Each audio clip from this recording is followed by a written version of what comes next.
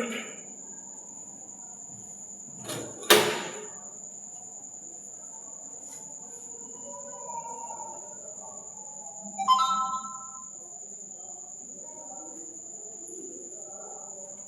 Evening to all of you my dear students. Biology smart class के YouTube channel में आपका स्वागत है। आइए आज हम लोग सीखते हैं आईवीएफ क्या है और इसके जरिए कैसे संतान की प्राप्ति होती है। सबसे पहले आप स्क्रीन पर देख पा रहे होंगे लिखा हुआ है इनफर्टिलिटी, जिसको हम हिंदी में बांझपन कहते हैं। आखिर किन लोगों को आईवीएफ की ज़रूरत होती है? तो सबसे पहले बांझपन क्या है इसको समझ लीजिए। तो जब कोई जोड़ा असुरक्षित यौन संबंध के बावजूद संतान की प्राप्ति नहीं कर पाता है तो इसे हम बांझपन या इंग्लिश में इनफर्टिलिटी कहते हैं। आज जो है वो मेडिकल साइंस का युग है और इस युग में अब बांझपन की समस्या नहीं रह गई है। वैसे लोग जो प्राकृतिक रूप से माता पिता नहीं बन पाते हैं वे आईवीएफ के जरिए संतान की प्राप्ति कर सकते हैं। तो आइए हम लोग समझते हैं आईवीएफ क्या है और इस प्रक्रिया को कैसे किया जाता है। सबसे पहले आप स्क्रीन पर देख पा रहे होंगे एक डॉक्टर साहिबा है और एक जोड़ा है, मेल फीमेल है। ये दोनों पहुँचे हैं डॉक्टर साहिबा के पास कि डॉक्टर साहिबा हम माँ बाप नहीं बन पा रहे हैं। तो डॉक्टर सलाह देते हैं कि आपके फीमेल पार्टनर या मेल पार्टनर दोनों में किसी में समस्या है। ऐसे ज़्यादातर समस्याएं जो है वो मेल में ही होती हैं, लेकिन कभी कभी फीमेल में भी देखने को मिलता है।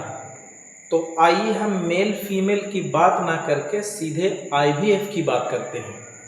तो आप यहाँ पे देखते हैं कि आईवीएफ में क्या होता है। तो आईवीएफ में जो पुरुष है, मेल है, उसका स्पर्म को कृत्रिम यानी आर्टिफिशियल रूप से बाहर निकाला जाता है और ठीक उसी प्रक्रिया को फीमेल के साथ भी अपनाया जाता है। और फीमेल के जो एग हैं, ओवम है, उसको अंडाशय से ओवरी से निकाल करके बाहर एक ट्यूब में रखा जाता है, एक डिस्क में रखा जाता है और मेल का स्पर्म को फीमेल के ओवम के साथ मिलाया जाता है, जिसे हम फर्टिलाइजेशन और हिंदी में निषेचन कहते हैं।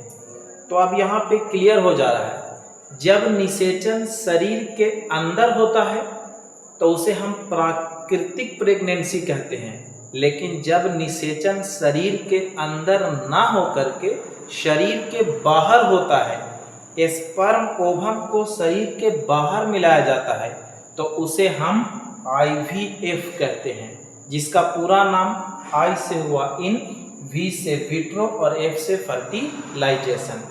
अब इस स्थिति में जब स्पर्म और ओवम दोनों आपस में मिलकर एक अंडा, फर्टिलाइज्ड एग, निषेचित अंडा, जिसे हम युग्मनज और जाइगोट कहते हैं, जब ये बनकर तैयार हो जाता है तब कुछ समय तक इसमें कोशिका विभाजन होने दिया जाता है।